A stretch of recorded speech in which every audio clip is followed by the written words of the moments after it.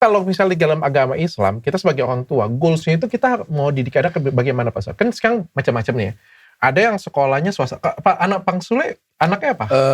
Iki itu dulu sekolahnya homeschooling. Homeschooling. Ada sekarang homeschooling lagi belajar di rumah. Putri juga homeschooling. Ada yang pesantren sekarang. Pesantren ada yang pesantren nggak? Nggak ada. Nggak ada. Ada yang pesantren. Ada yang pokoknya ada internasional sekarang. Nah kita nih punya goals sebagai, ini kita ngomong Islam ya, Kalau di Islam itu kita goals kita itu, kita mau didik anak kita tuh kayak gimana sih yang terbaik?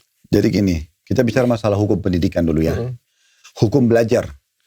Hukum belajar dibagi dua oleh para ulama. Hukum belajar ilmu agama sama hukum belajar ilmu selain ilmu agama. Umum lah, selain ilmu agama. Kalau hukum belajar ilmu agama, hukumnya wajib. Bahkan dia dalam istilah agama Islam itu fardu ain. Wajib secara individual, laki-laki atau perempuan. Jadi kita nggak ada opsional dalam agama Islam itu, saya nggak usah belajar agama deh. Nanti kalau saya mau nanya, saya tinggal tanya sama siapa gitu ya. Orang yang ngerti. Itu nggak bisa dalam Islam. Dia harusnya belajar. Dia harusnya belajar.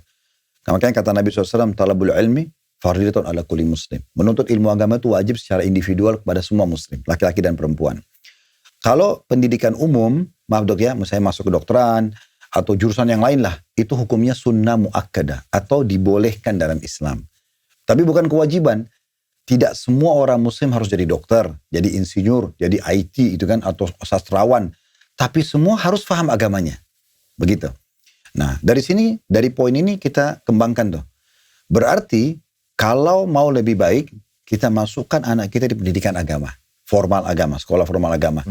Ya, apakah itu pesantren, apakah itu homeschooling, apakah itu sekolah full day, Islamic full day misalnya, itu lebih bagus, gitu kan? Toh di sekolah-sekolah ini tetap kurikulum umum ada. Saya pernah di pesantren. Kami belajar matematika, kami belajar bahasa Inggris, kami belajar fisika dan biologi. Belajar juga? Iya, belajar. Bahkan di pesantren tuh umumnya memiliki 2 ijazah. Ijazah umum dan ijazah agama. Sehingga orang-orang tamatan pesantren itu sebenarnya mereka tambah ekstra pemahaman mereka. Karena kurikulumnya lebih. Seperti itu, tapi banyak orang yang tidak paham.